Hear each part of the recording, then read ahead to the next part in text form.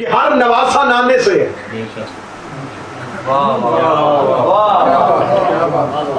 لیکن رسول نے صرف حسین و منی نہیں کہا، انا من الحسین.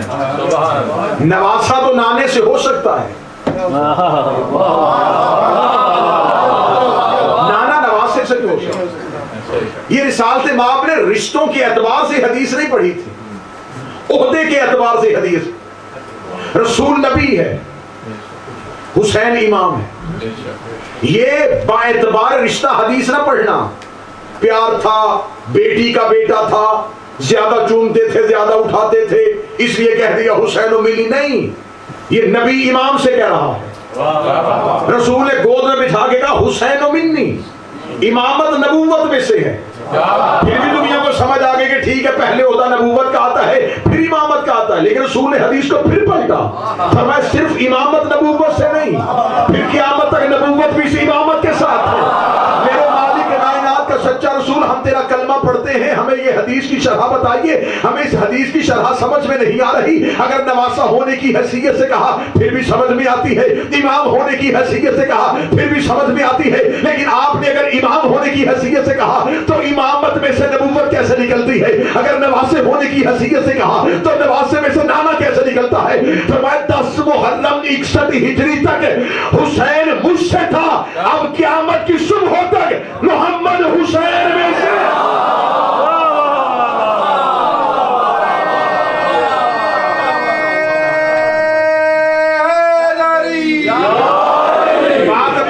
بات ابھی کھلی نہیں، اگلے جملہ سمجھنا تو بات اور کھل جائے گی. 10 محرم 61 ہجری تک ہر ایک کہہ رہا تھا نبی کا نواسا. جس نے بھی پکارا نواسا محمد، یبنا محمد، یبنا مصطفیٰ. 10 محرم 61 ہجری تک حسین نبی سے پہچانے جا رہے تھے. 10 محرم کو حسین نے قربانی اتنی بڑی دے دی. اب قیامت تک مصطفیٰ کو کہا جائے گا حسین کا نانا.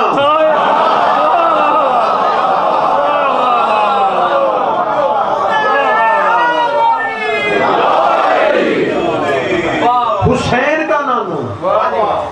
رسول کے لیے کیا بن گیا؟ حسین کا نانا. 10 محرم تک نواسا تھا، اب نانا نواسے سے پہچانا جا رہا. اور یہ ہر گھر میں اصول پایا جاتا ہے کہ اگر گھر میں 2 پڑھے لکھے ہوں، مثلا باپ پڑھا لکھا ہے اور بیٹے کے پاس کوئی ایسی ڈگری آ جائے کہ اس کی الگ پہچان ہو جائے، پھر باپ کی پہچان بیٹے سے ہوتی ہے. یہ جو ہے یہ فلاں کا باپ ہے. ڈاکٹر علامہ اقبال کا بیٹا جسٹس بن گیا تھا، لیکن تب بھی پہچان یہی تھی اقبال کا بیٹا. جسٹس ہونے تک بھی اپنی الگ پہچان نہیں بنا سکا. اللہ جانے کیسی پہچان بنائی حسین نے کہ رسول حسین سے پہچانے جا رہے ہیں. اب اور زیادہ آسان کرو اس کو اور باریک کر کے ذرا سنتے ہیں. جتنے صحابہ کی عزت ہو رہی ہے وہ رسول کی وجہ سے ہے.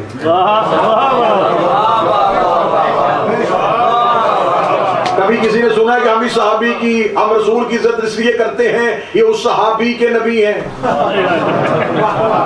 نانا ہنس کے بات کو نہ ڈالیے گا، سمجھیے گا. کبھی کسی نے یہ کہہ کے عزت کی کہ ہم آقا کی عزت غلام کی وجہ سے کرتے ہیں. غلام کی عزت آقا کی وجہ سے ہوتی ہے. اتنا فرق ہے صحابہ میں اور حسین میں.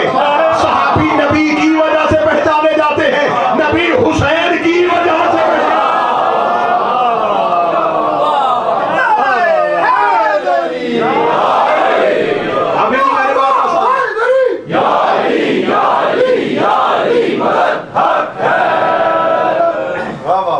بات تو تھوڑا سا اور آگے لے کے جائیں. ابھی یہ بات ہوئی عمومی سطح پہ، چہروں کی رنگت تبدیل نہ کرنا، ایک اور اگلی سطح پہ لے کے جاتے ہیں. 10 محرم 61 ہجری کے سجدے تک حسین کو کہا جا رہا تھا اللہ کا بندہ. اب 2 یا 4 رہ گئے، آپ باقی کہاں چلے گئے؟ 10 محرم 61 ہجری تک حسین کو کہا جا رہا تھا اللہ کا سجدہ گزار، اللہ کا عبادت گزار. اللہ جانے کتنا بڑا سجدہ کر گیا حسین. اب قیامت خدا کہہ رہا مجھے کہو حسین کا اللہ.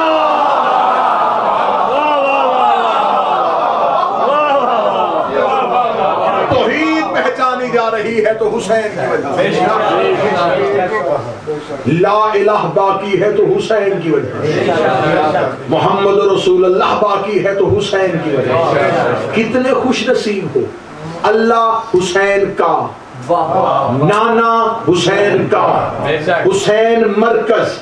توحید نے رشتہ حسین سے جوڑا، نبوت نے رشتہ حسین سے جوڑا. اس سے بڑھ کے تمہارا نصیب کیا ہوگا؟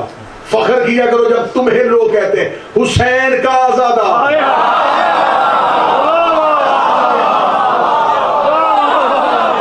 اس سے بڑھ کے کیا نصیب چاہیے؟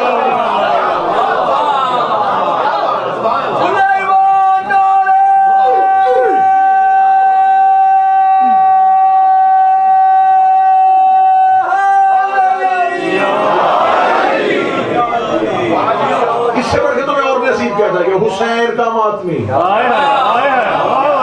حسین کا نوکر، جس سے اللہ نے رشتہ جوڑا تھا، جس سے نبی نے رشتہ جوڑا تھا. حسین نے تمہیں خود سے خود جوڑ دیا.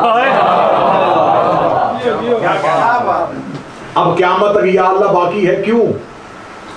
توحید کو کوئی خطرہ نہیں، کیونکہ حسین کا اللہ ہے. دیوار کھڑی ہے اس لیے کہ چھت اوپر قائم ہے. توحید کو کوئی خطرہ نہیں. اب لا الہ کو خطرہ ہی نہیں. ضامن حسین، محمد رسول اللہ کو کوئی خطرہ نہیں. بقا کا نام حسین ہے. اس کا مطلب جو چیز اپنا رشتہ حسین سے جوڑ لے وہ کبھی نہیں مرتی. تھوڑا سا اپنے ذہنوں میں اس لیول پہ لے کے آؤ کہ اگلی 9 مجلسیں تم نے اسی معیار پہ سننی ہے. نیچے نہیں آنا، عمومی سطح پہ نہیں آنا. جو چیز حسین سے رشتہ جوڑ لیتی ہے وہ ہمیشہ کے لیے امر ہو جاتی ہے. حسین کا اللہ اب وہ کبھی نہیں مرے گا. حسین کا نانا محمد رسول اللہ کو کوئی خطرہ نہیں. اس لیے تو ہم منتیں کر کے کہتے ہیں اپنا رشتہ حسین سے جوڑو. اس لیے کہ اگر رشتہ حسین سے جوڑ لو گے، جیسے اللہ کو موت نہیں آئے گی ایسے ہی عزادار کو بھی موت نہیں آئے گی.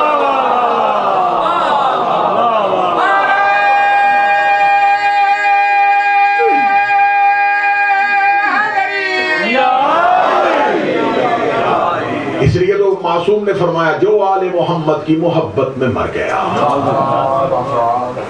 اسے مردہ نہ کہنا، وہ زندہ ہے کیونکہ وہ حسین کا ہے. جو چیز حسین کی ہو جائے وہ زندگی دیتی ہے. جو چیز کی نسبت حسین سے ہو جائے، اللہ کی نسبت حسین سے، رسول کی نسبت حسین سے. حسین نے قربانی اتنی بڑی دی کہ حسین کے اللہ نے بھی کہلوایا حسین کا اللہ. حسین کے نانا نے کہا حسین کا نانا. حسین کی ماں کو کہا گیا حسین کی ماں. حسین کا بابا، حسین کا بیٹا، حسین کی اولاد، حسین کے نوکر، حسین کے ناصر. جو جو چیز حسین سے جڑتی گئی وہ زندہ بھی رہی اور زندگی بھی دیتی رہی. زندہ بھی رہی، زندگی بھی دیتی رہی. گھروں میں بیٹھ کے ہم پہ فتوے نہ دیا کرو کہ علم پہ کیوں جاتے ہو، ذوالجلال کا احترام کیوں کرتے ہو، تعزیے کو کیوں چومتے ہو. یہ لکڑی یا کپڑا نہیں، ہم نسبت دیکھ رہے ہیں. حسین کا تعزیہ، حسین کا زندگی اس نسبت کے ساتھ. حسین ابن علی نے توحید کو بھی محفوظ کر لیا، نبوت کو بھی محفوظ کر لیا. تذکرہ آدم کا ہو سکتا ہے لیکن آدم کا تذکرہ اس لیے مکمل نہیں کہ آدم کا ایک بیٹا نافرمان تھا. نوح کا تذکرہ اس لیے مکمل نہیں، بیٹا باغی نکلا ہے. ہر نبی کا تذکرہ نامکمل تھا، حسین نے ہر تذکرے کو مکمل کیا. ہر نبی قربانی ادھوری چھوڑ گیا تھا. ہر نبی کے مشن کو مکمل کرنے کے لیے حسین آئے. آدم کی بات کریں گے تو حسین خود بخود آ جائیں گے. کیونکہ جب قرآن میں آدم پڑھیں گے تو خدا قرآن میں نشانی دے دے گا، ہم نے آدم کو چند اسماء کا علم دیا تھا جس کی وجہ سے آدم کی توبہ قبول ہوئی تھی. جب ان اسماء کو دیکھیں گے تھے ان میں سے ایک اسم کا نام حسین. اگر نوح کی بات کریں گے حسین پھر نظر آ جائے گا، کیونکہ نوح کے پاس سفینہ ہے نجات کا، اور رسول نے کہا ان الحسین مصباح الہدی و سفینۃ النجات.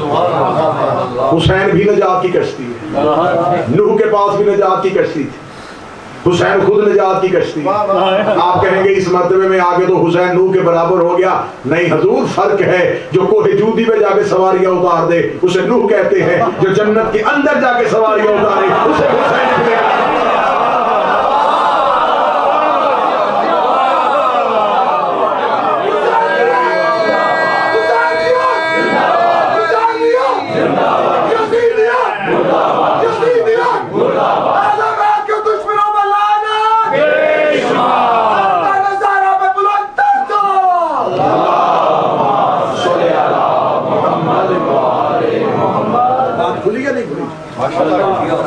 نوح کے تذکرے میں اور حسین کے تذکرے میں فرق ہے.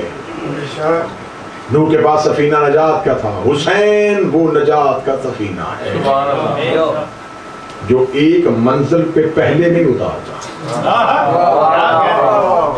ابراہیم کی بات کرو گے پھر حسین نظر آئے گا. ابراہیم نے صرف خواب دیکھا تھا، حسین نے اسے مکمل کیا. ابراہیم نے صرف خواب دیکھا، حسین نے اسے تعبیر دی. اسماعیل کی بات کرو گے تو اسماعیل کے پاؤں میں رسی تھی، چھری چلی نہیں تھی، اور پھر بھی ذبیح اللہ بن گیا. حسین ذبیح عظیم ہے.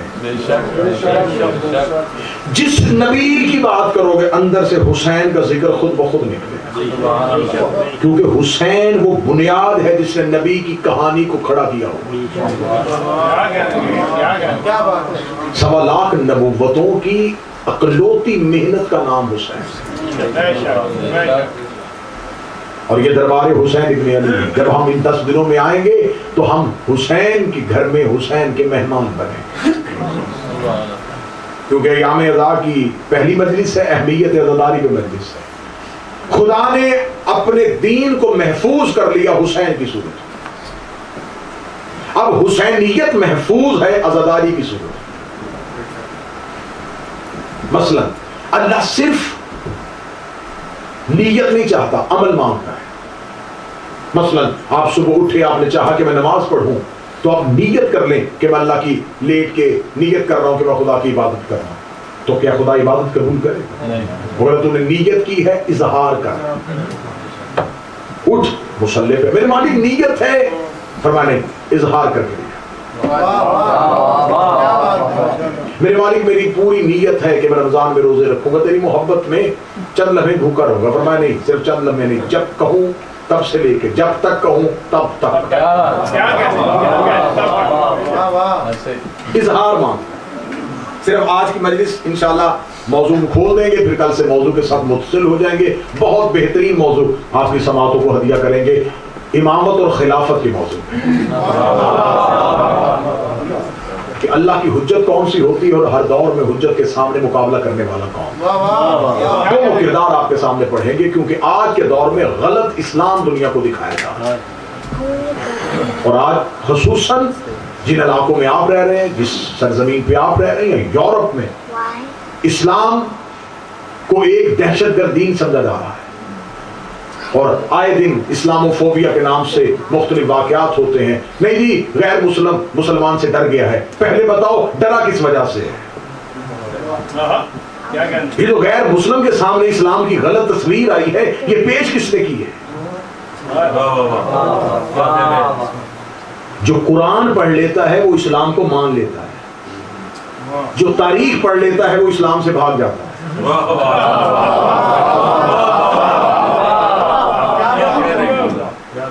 قرآن اللہ نے لکھا ہے، تاریخ مورخ نے لکھی.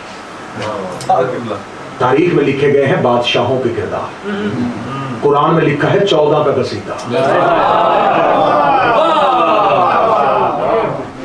یہی تو وجہ ہے کہ آج غیر مسلم کے سامنے جو اسلام پیش کیا جا رہا ہے وہ بادشاہوں کے کردار ہے، وہ ذل سبحانی کے کردار ہے، وہ شہنشاہوں کا دور ہے، وہ بادشاہوں کے قصے ہیں۔ وہ جب اس اسلام کو پڑھتا ہے وہ کہتا ہے یہ کیسا مذہب ہے، مارو، قتل کرو، زمینوں پہ قبضہ کرو، جگیروں پہ قبضہ کرو، ملکوں کو اجاڑو، شہروں کو برباد کر دو، یہ اسلام ہے۔ وہ اسلام سے بھاگ جاتا ہے، اسے اسلام سے نفرت ہو جاتی ہے۔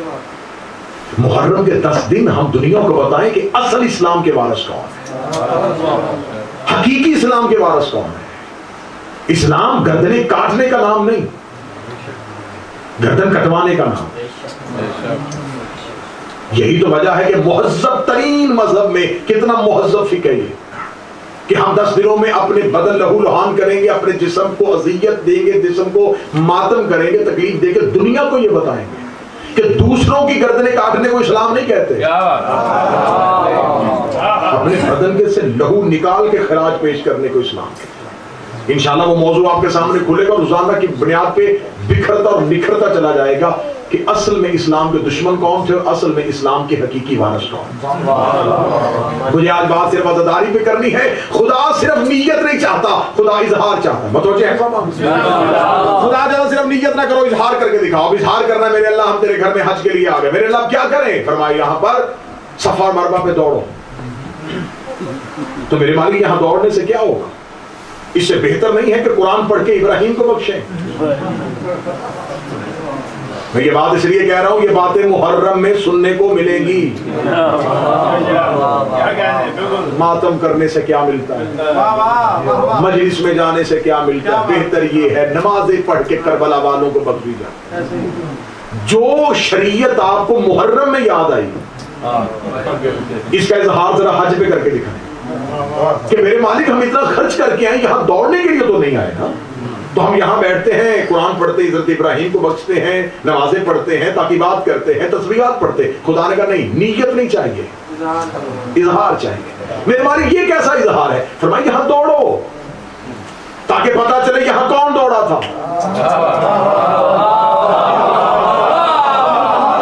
یہاں پر ایک نبی کی ماں دوڑی تھی، نام اس کا حاجرہ تھا۔ تو میرے مالک ہم بیٹھ کے حاجرہ کی کہانی پڑھ لیں؟ فرمایا بیٹھ کے نہ پڑھو، عملاً کر کے دکھاؤ۔ آپ ابھی سمجھ ہی گئے میں عزاداری پہ آنے لگا۔ خدا نے کہا صرف میرے مالک قرآن پڑھتے ہیں، قرآن میں سے حاجرہ کی کہانی پڑھیں گے، حاجرہ کو خراج پیش کریں گے؟ فرمایا نہیں، تم تو کہانی پڑھ لو گے، جس نے نہیں پڑھی اسے کیسے پتا چلے گا یہاں کیا ہوا؟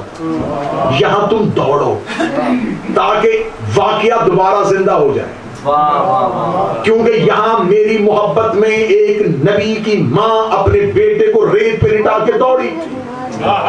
آج تم عبادت کی صورت میں اس واقعے کو چھپانا چاہتے ہو کہ عبادت کر لیں تاکہ وہ عشق چھپ جائے۔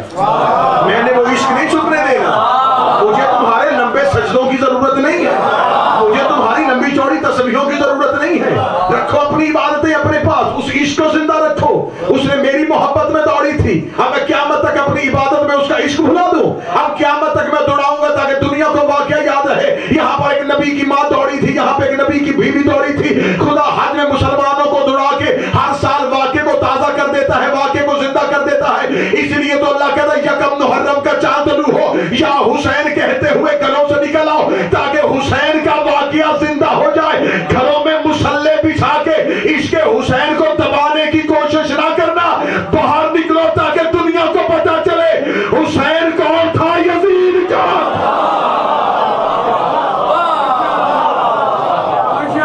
اس لیے بہت خوبصورت 2 سطریں کسی شاعر نے لکھی تھی، اس نے کہا کچھ دیر فرض کیجئے یہ مجلس سے نہ ہوں، پورا جہاں حسین کا قاتل دکھائی دے۔ کہاں سے ڈھونڈو گے پھر حسین کے قاتل؟ کیونکہ حسین کے قاتلوں کے ہاں چھپنے کے لیے ہے کہ وہ اسلام کے لبادے میں چھپے ہوئے ہیں۔ انہوں نے اپنے آپ کو ظاہری طور پہ مسلمان بنا کے پیش کیا تھا، جس کی وجہ سے وہ چھپ گئے۔ لہٰذا اہمیت عزاداری حسین یہ ہے کہ عزاداری حسین میں اگر کوئی بندہ یہ کہے کہ ہم گھر بیٹھ کے عزاداری کر لے تو جیسے گھر بیٹھ کے حج نہیں ہوتا. سہلا دیا آپ نے زبان اللہ نے بولنے کے لیے دی.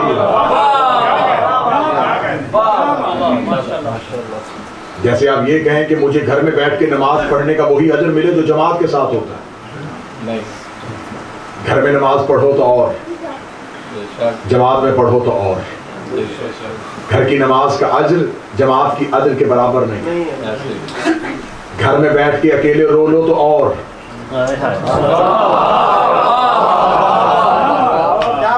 ذکر حسین میں آ کے رو تو اور. ہر عبادت کے لیے جانا پڑتا ہے. حسین خود کھینچتا ہے اس وجہ سے کہ حسینیت میں ایک کشش ہے. جس میں اس کشش کی صلاحیت موجود ہے وہ خود بخود حسین کی طرف کھینچی چلی جاتی ہے. ان 10 راتوں میں اپنے آپ کو بالکل حقیقی حسین کے عزادار بنا کے زمین پہ بٹھا. حسین سمجھنے کی کوشش کرنا. حسین صرف سننے کا نام نہیں, بے شک حسین اپنے وجود میں اتارنے کا نام. یہی تو وجہ ہے کہ یہ حسین کی کتنی اچھی تربیت ہے. یہ حسین کیسا ہماری نسلوں کو ایک کورس کرواتے ہیں ہر سال کہ حسین ابن علی 9 راتیں تمہیں اپنے گھروں میں بلاتا ہے, تربیت کرنے کے بعد 10ویں دن جلوسوں کی صورت میں بازاروں میں بھیج دیتا ہے. آسان کرو, حسین کہتے ہیں 9 دن حسین سنو, 10ویں دن حسینی بن کے دکھاؤ. 9 دن حسین سنوارتا ہے, 10ویں دن حسین زمانے کے سامنے پیش کرتا ہے کہ کسی نبی نے اپنے ناصر ایسے نہیں سجائے تھے جیسے حسین ابن علی سجا تھے. اسی تذکرہ کو لے کے آگے بڑھیں گے, اور میں نے اللہ کے قرآن میں سورہ مبارکہ البقرہ سے جو آیت پڑھی ہے وہ میرا موضوع ہوگی. موضوع کو آج کھول دیتا ہوں اور انشاءاللہ کل سے اس پہ مسلسل گفتگو ہوگی. سورہ البقرہ میں خدا کہتا ہے, موضوع سنیے گا, جو آیت میں نے منتخب کی ہے آیت کا ترجمہ بتا دے گا کہ موضوع کدھر جائے گا. خدا کہتا ہے اللہ ولی الذین آمنوا یخرجهم من الظلمات الی النور. اللہ وہ ولی ہے جن مومنوں کا اللہ ولی ہے. اللہ وہ ولی ہے جو ان مومنین کو ظلمت سے نکال کے نور کی طرف لے کے آتا. اللہ پہلی ولایت کا تذکرہ کر رہا ہے کہ ایک ولایت وہ ہے جو اندھیروں سے نکالتی ہے نور کی طرف. اور خدا کہتا صرف ایک ہی نہیں ہے, ایک اور بھی ہے. ایک تو میری ولایت ہے جس کو صاحب ایمان مانے گا اور وہ اندھیرے سے نکال کے نور کی طرف لے کے آئے. والذین کفروا اولیاءہم الطاغوت. اور ایک وہ ہیں جن کے پاس, کافروں کے پاس ایسے ولی ہیں. کافروں کے بھی ولی ہیں, مومنین کے ولی وہ ہیں جو اندھیروں سے نکالتے ہیں نور کی طرف لے کے آئے. والذین, میں قرآن کی آیت کا ترجمہ پڑھو اور لفظ بلفظ پڑھو. والذین کفروا اولیاءہم الطاغوت. اور کافروں نے ایسے ولی بنائے ہوئے ہیں جو نور سے نکال کے اندھیرے کی طرف لے کے جاتے ہیں. اولئک اصحاب النار هم فیہا خالدون. اور یہی وہ لوگ ہیں جو ہمیشہ کے لیے جہنم میں رہے. ایک وہ ہے جو نور سے نکالتے ہیں. اب اس آیت کو آج اس حد تک ہی کھولوں گا کہ خدا نے یہ نہیں کہا کہ میں وہ ولی ہوں جو اندھیروں سے نکالتا ہوں نور کی طرف لے جاتا ہوں. دوسری طرف خدا نے کہا جو کافروں کے ولی ہیں وہ نور سے ہٹاتے نہیں بلکہ نور میں گئے ہوئے لوگوں کو دوبارہ اندھیرے کی طرف لے کے آتے ہیں.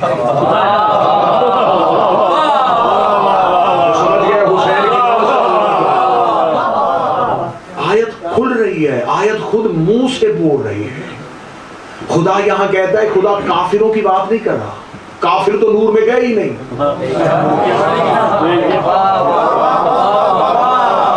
اگر یہاں کافروں کی بات ہوتی تو خدا کہہ دیتا کہ کافروں میں ولی وہ ہیں, انہوں نے ان کو ولی بنایا ہوا ہے, یہ وہ طاغوت ہیں جو نور میں جانے نہیں دیتے. فرمایا نہیں, ان کے پاس جو ولی ہیں وہ نور سے نکالتے. اس کا مطلب وہ پہلے جا چکے ہوں گے, اللہ نے پہلا کام یہ کیا تھا، میں اذان کر دیتا ہوں بندے مجھے دیکھ رہے ہیں، میں بات ہی میں ہی کھول دیتا ہوں، اللہ کا کام یہ ہے یہ انہیں کافروں سے نکال کے ایمان میں لے کے آتا ہے۔ جب یہ مسلمان ہو جاتے ہیں تو ان کے ولی ہوئے مسلمانوں کو پھر کافروں میں لے جاتے ہیں۔ اس کا مطلب تم نے کافر تو مسلمان ہوتا دیکھا ہے، ہم 10 راتوں میں مسلمانوں کو کافر ہوتا ہے۔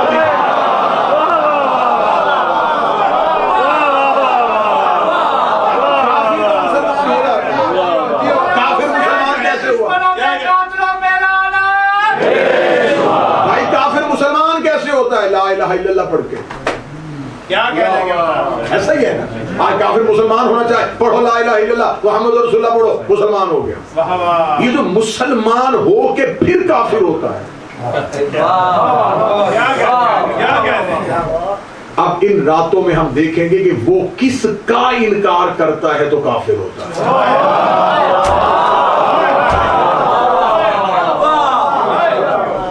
اور خدا نے کہا اولئک اصحاب النار هم فیہا خالدون، یہ ہمیشہ ہمیشہ کے لیے جہنم ہے۔ ان کی سزا یہ ہے کہ انہوں نے ان کو ولی بنایا تھا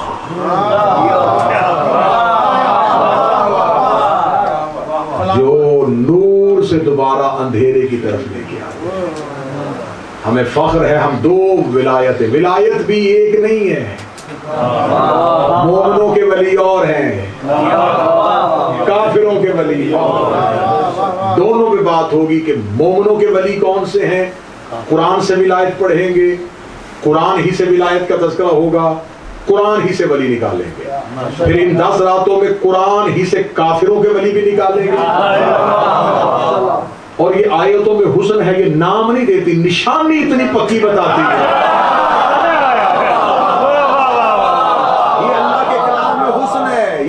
کلام میں حسن ہے، خدا بہت بڑا خالق الکلام ہے، اسے طریقہ آتا ہے، وہ نام لیتا تو جیسے آج روایتیں مٹ گئیں، آیتیں مٹ جاتی، اس نے آیتوں کو زندہ رکھنا تھا، اسے نام نہیں لیا، نشانی اتنی پکی دی ہے۔ آپ خاموش ہیں، میں اللہ کی ایک نشانی آج پڑھ دوں، آیت ہی میں پڑھ دوں۔ اس نے کہا انما ولیکم اللہ ورسولہ، اللہ ولی ہے، رسول ولی ہے، اسے پتا تیسرے ولی کا نام لیا تو آیت نکال دیں گے۔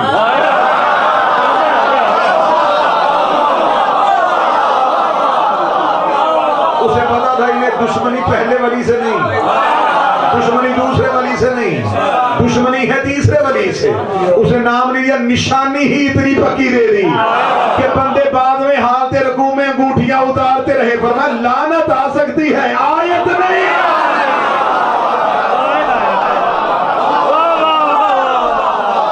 یقین کیجئے میں اگلی مجلسوں میں ثابت کرنے کے لیے تیار ہوں کتابوں کے حوالوں کے ساتھ، جب یہ آیت آ گئی تو اللہ نے نام نہیں لیا تھا، نشانی بتائی۔ ایک وہ ہے جو حالت رکوع میں زکات، خدا نے نشانی بتا دی، لوگوں نے کہا ہم اپنے آپ کو اس نشانی میں لے کے آئے۔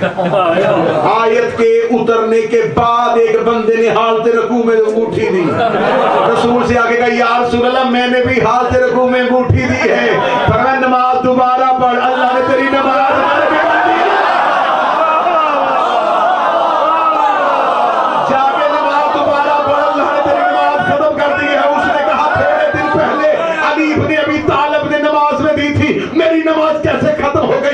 تجھے نہیں پتا شریعت محمدی میں نماز میں بغیر وجہ کے حرکت کی جائے تو اللہ اس نماز کو حرام کر دیتا ہے، اللہ نماز کو باطل کر دیتا ہے۔ تو نے بغیر وجہ کی حرکت کی، اس کا پھر جب علی نے انگوٹھی دی تھی تو وہ بغیر وجہ کے نہیں، فرمایا علی سے مقابلہ کرتا ہے، علی نماز پڑھ نہیں رہا تھا، علی نماز بچا رہا تھا۔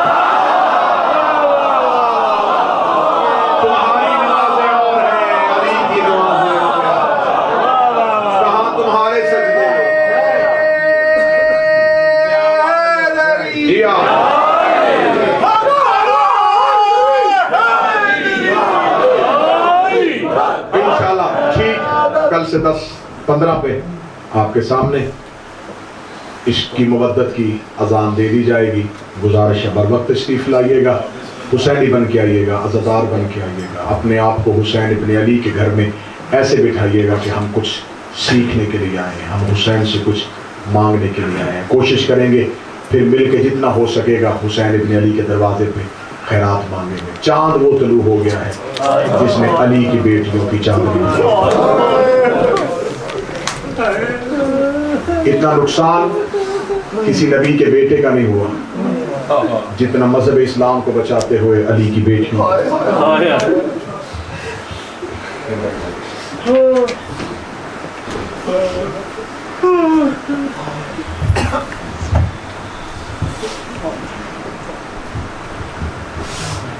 یہ چاند آپ نے اپنے اپنے گھروں میں دیکھا, علی کی بیٹیوں نے یہ چاند جنگلوں میں دیکھا.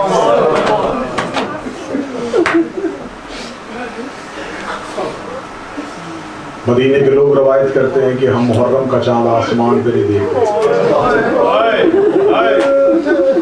امام جعفر صادق کے گھر سے رونے کی اتنی آوازیں پتہ چل جاتا تھا کہ محرم کا چاند. سال میں 10 ہی تو راتیں آتی ہیں غریبوں کو رونے. حق تو ہم سے ادا ہو نہیں سکتا, زیادہ سے زیادہ کتنی دیر روتے ہیں. فضائل ہم 45 یا 50 منٹ پڑھتے ہیں, مصائب 10 یا 15 منٹ. 15 منٹ سے زیادہ مصائب پڑھ لیں تو بعد میں مومنین کہتے ہیں مصائب کم پڑھیں گے, بہت لمبا مصائب پڑھتے ہیں. فطرت انسانی ہے, انسان اتنی دیر رو نہیں سکتا. تھوڑی دیر رو لو گے تھک جاؤ گے. یہ حوصلہ ہے سجاد کا, 1 نہیں 2 نہیں 4 نہیں 10 نہیں 40 سال خون رویا, اور 40 سال لہو رونے کے بعد کہنے لگا بابا سکینہ کے تماچے کی قیمت ہے. بابا تجھے رونے کہا کرا, اتنا رو لینا. اگر آ جاتے ہو مجلس میں پھر کوشش کیا کرو کہ ایک آنسو ضرور لے.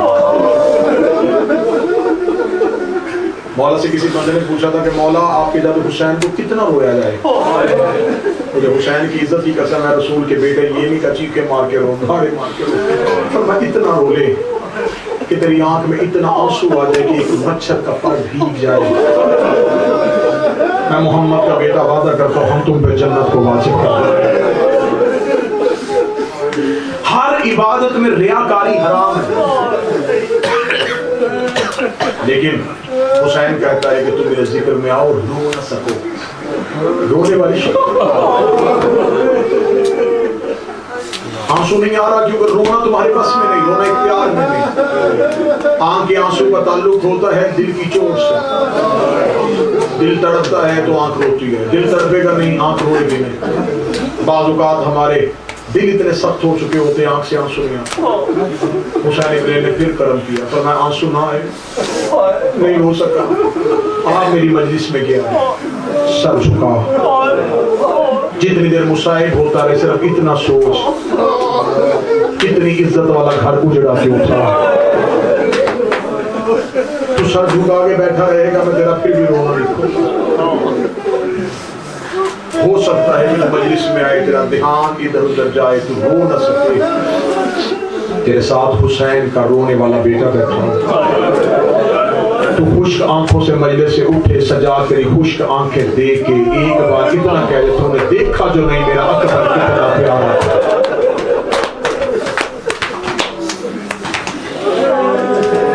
تہذیب ہوتی ہے, ہر ایک چیز کا ایک طریقہ ہوتا ہے. اللہ نہ کرے کسی گھر میں موت ہو جائے, آپ اس کے گھر تعزیت کے لیے جائیں, آپ ان کے دروازے پہ کھڑے ہو کے ہنسیں گے نہیں.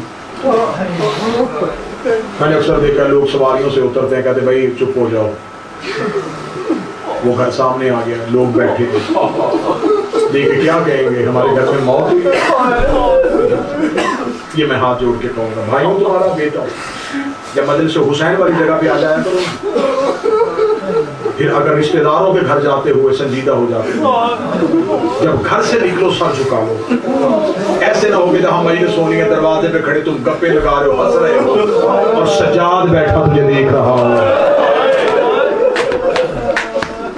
میں ماؤں بہنوں بیٹیوں سے گزارش کروں گا کہ جب مجلس حسین میں آ جاؤ سارا سال تمہیں باتیں کرنے کے لیے ملتا.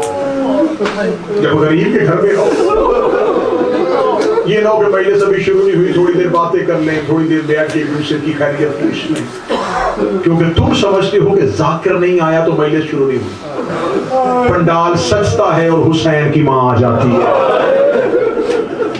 ہو سکتا ہے کوئی بھی نہ آیا ہو اور حسین کی ماں بیٹھی ہے، وہ مجھے دنیا کی گفتگو میں دیکھ لے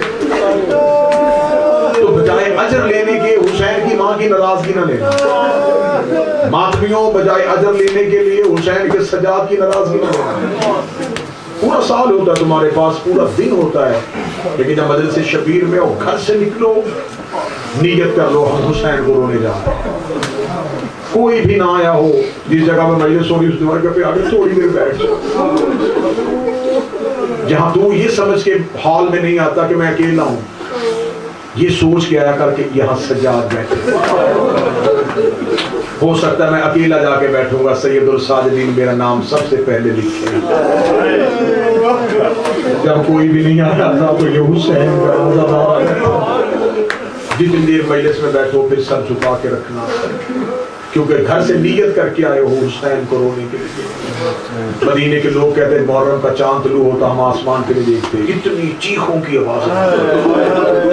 مدینے کا ایک شخص کہتا ہے کہ میں مدینے میں باہر سے گیا ہوا تھا، کسی اور شہر میں رہتا تھا، مدینے میرا کاروبار تھا، میں وہاں جا کے آباد ہو گیا۔ اسے کہا میں مدینے کی تہذیب سے واقف نہیں تھا، میں نے کلمہ نبی کے جانے کے بعد پڑھا تھا، میں نے رسول کو نہیں دیکھا، میں نے علی کو نہیں دیکھا تھا، میں نے کربلا حسین کی نہیں دیکھی تھی۔ امام جعفر صادق کے دور میں یہ بندہ مدینے آیا، وہ کہتا کہ محرم کا چاند طلوع ہوا نا تو میں اپنی دکان پہ تھا، میں نے دیکھا کہ لوگ بھاگ بھاگ کے جا رہے ہیں، وہ کہتا میں ڈر گیا، میں نے کہا کیا ہو گیا مدینے میں؟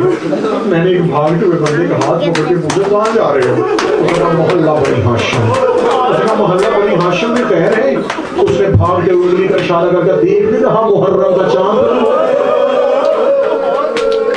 تو کہنے لگا میں نے دیکھا محرم کا چاند ہو گیا، تو کہاں جا رہے ہو؟ اس نے کہا رسول کے بیٹے کو فرصت لینے کے لیے جا رہے ہیں۔ اس نے کہا کیونکہ میں بھی مسلمان تھا، میں بھی فوراً اپنی دکان بند کی، میں بھی پیچھے پیچھے دوڑا۔ کہتے جب ہم محلہ بنی ہاشم میں پہنچے تو لوگ دیواروں پہ سر رکھ کے رو رہے تھے، لوگ گلیوں میں رو رہے تھے۔ وہ کہتا میں رستہ ڈھونڈتا ڈھونڈتا میں چلا گیا محلہ بنی ہاشم میں سیدوں کے دروازے پہ، امام جعفر صادق کے گھر کا دروازہ کھلا تھا۔ وہ کہتا ہے کہ میں اپنے پنجوں کے بل کھڑا ہو کے میں نے دیکھا امام جعفر صادق جن کو میں مدینے کے بازار سے گزرتے دیکھتا تھا نا کہ بہترین لباس پہنا ہوتا تھا، سر پہ صاف اور شفاف امامہ پہنا ہوتا تھا، وہی جعفر صادق ریت میں ایسے تڑپ رہا تھا جیسے مچھلی بغیر پانی کے تڑپتی ہے۔ وہ کہتا میرا دل پھٹنا شروع ہو گیا، میں امام کے قریب گیا، میں نے قدموں پہ ہاتھ رکھے، میں نے کہا کائنات کو سبق سکھانے والوں تو اتنی بے صبری سے کیوں رو رہا ہے؟ آواز یحییٰ دیکھ نہیں رہا، وہ چاند طلوع ہو گیا ہے جس نے میری ماں کے سر سے چادر اتارا۔ یہ ہے میرے مولا کا گریہ، یہ ہے آئمہ کا گریہ۔ امام صادق خود مجلس پڑھ رہے تھے، سامنے بیٹھا ہوا ایک بندہ وہ ایسے منہ چھپا کے رو رہا، امام نے مجلس پڑھتے ممبر چھوڑا، اس کے ہاتھ سے جا کے رومال کھینچا۔ امام کہتے چہرہ چھپا کے کیوں رو رہا؟ اس نے کہا مولا کیسے رو؟ فرمایا ایسے رو جیسے بوڑھی ماں جوان بیٹے کی لاش پہ۔ نہ گھبراؤ کہ ہم روئیں گے تو شکلیں بگڑ جائیں گی، جو حسین کے رونے سے شکلیں بگڑتی ہیں وہ قیامت کے میدان میں سمجھ جائیں گے۔ ایسے گریہ کرو، ایسے ماتم کرو تمہیں اپنی ہوش نہ رہے۔ یہ راتیں رونے کی راتیں، یہ راتیں تڑپنے کی راتیں۔ محرم کا چاند طلوع ہو گیا، علی کی بیٹیوں کا چاند اجڑ گیا۔ 2 محرم کربلا میں اترے حسین، آپ نے وطن پہ دیکھا، آپ نے گھر میں دیکھا، آپ نے بہنوں بیٹیوں کے ساتھ دیکھا، آپ نے بھائیوں کے ماتمیوں کے ساتھ دیکھا۔ 2 محرم بالکل کربلا سے پچھلی منزل پہ تھا سادات کا قافلہ، بالکل نینوا کے ٹیلے قریب آ رہے، کربلا سامنے نظر آ رہا۔ علی کی بیٹی نے جو ہی محرم کا چاند رو کے کہتی فضا غازی گھوڑا، جناب عباس کا گھوڑا میری عالیہ کے محمل کے قریب آیا، آگے کہا جی بی بی کیوں بلایا؟ رو کے کہتی میرا حسین کہاں ہے، میرا دل پھٹ رہا ہے۔ آواز آئی بی بی تیرا حسین میرے کارواں کی حیثیت سے آگے ہے۔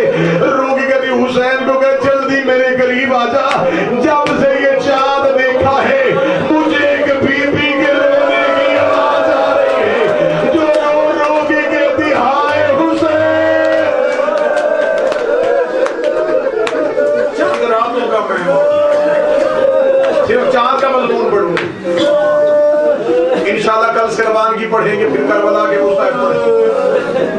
علی کی بیٹی عالیہ نے جنگلوں میں دیکھا، حسین نے جنگل میں دیکھا، عباس نے سفر میں دیکھا، رقیہ نے محمل سے دیکھا، اکبر نے گھوڑے سے دیکھا، قاسم نے زین سے دیکھا۔ مجھے نہیں پتا اب کون بندہ آئی کہے گا، ان سب نے اکٹھے دیکھا، سغرا نے اکیلے دیکھا۔ جس بندے کا ہاتھ ماتم کے لیے نہیں اٹھا اسے نہیں پتا کہ آج چاند طلوع ہو گیا ہے۔ ہر ایک نے اکٹھے دیکھا، ادھر محرم کا چاند طلوع ہوا، رقیہ غازی کو تسلی دے رہی تھی، لیلا اکبر کو سینے سے لگا رہی تھی، فروا قاسم کے سر پہ پیار کر رہی تھی، رباب اصغر کا ماتھا چوم رہی تھی، زینب بار بار حسین کا چہرہ دیکھ رہی تھی، اکیلی سغرا 40 دروازوں کے درمیان بیٹھی تھی۔ ادھر محرم کا چاند طلوع ہوا، سغرا کیسے اٹھی اب مجھے نہیں پتا، کچھ صحیح تھا مجھے معاف کر دینا۔ سغرا ایسے اٹھ کے نالے کی قبر کی طرف گئی جیسے اکبر کی لاش میں حسین آیا تھا۔ قبر محمد میں جا کے سغرا نے ہاتھ رکھا، رو کے کہتی اٹھ مدینے والا محمد، یہ چاند ایسا طلوع ہو گیا ہے میرے گھر میں رونے کی آواز ہے۔ قبر رسول میں بیٹھ گئی حسین، ہاتھ باندھ کے کہتی ہے نانا وہ کائنات کا کریم نبی، مجھے بتا میرا اکبر آئے گا کہ نہیں آئے گا، مجھے بتا میرا اصغر آئے گا کہ نہیں آئے گا۔ 28 رجب سے گیا ہے میرا بابا، نانا میں کبھی تجھ سے شکوہ نہیں کرنے آیا، نانا جب سے یہ چاند طلوع ہوا ہے نانا میرا دل گھبرا رہا ہے، نانا سغرا کا دل بیٹھ رہا ہے، نانا میں زندہ نہیں رہوں گی اکبر کے بغیر۔ قبر محمد پہ رو رو کے بار بار منتوں کے چراغ جلا رہی تھی، روتی روتی سغرا نے قبر محمد پہ ایسے سر رکھا جیسے بچہ ماں کی گود میں سر رکھتا ہے، سر رکھ کے کہتی ہے نانا نانا مجھے نیند آ جائے، میں ایک بار خواب میں اپنا قبر دیکھ لوں۔ ادھر جناب سغرا کا سر قبر محمد پہ ہے، تھوڑی دیر بعد تڑپ کے اٹھی، رو کے کہتی نانا میں نے خواب دیکھا ہے، ایک لہو کا دریا ہے، میرے بابے کا کٹا ہوا سر۔ آواز سغرا منتوں کے چراغ میں جلا، سغرا منتوں کے چراغ نہ جلا۔ بس آخری حصہ پڑھنے لگا، کتنا پیار ہے آل محمد کو حسین کے رونے سے۔ رسول کی بیٹی سیدہ جب گود میں آ گئے تھے نا حسین، نبی کی اکلوتی بیٹی، بی بی دیکھتی کہ رسول حسین کو اٹھاتے حجرے کے کونے میں جا کے گود میں لے کے روتے۔ ایک دن جناب سیدہ گھر میں تھی اور یوں حسین کو گود بی بی نے حسین کو مشرف، بی بی نے نماز شروع کی، نماز پڑھ رہی تھی، رسول کی بیٹی کی آواز آئی السلام علیکہ یا امی، ماں میرا سلام، انا ابن العطشان، میں تیرا پیاسا بیٹا۔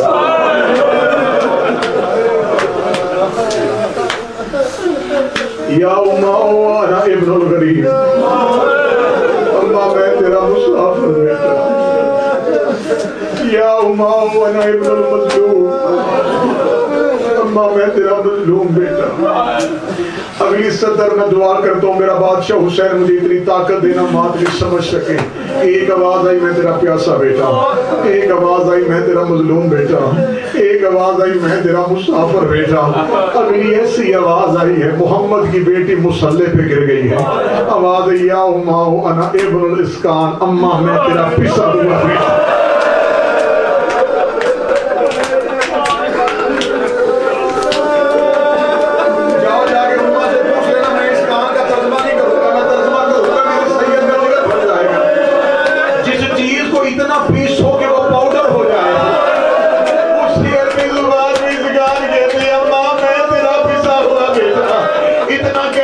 محمد کی بیٹی نے جیسے قاری قرآن اٹھاتا ہے مصلی سے حسین اٹھایا, رسول کی گود میں رکھی کہتی ہے بابا مجھے بتا یہ مجھے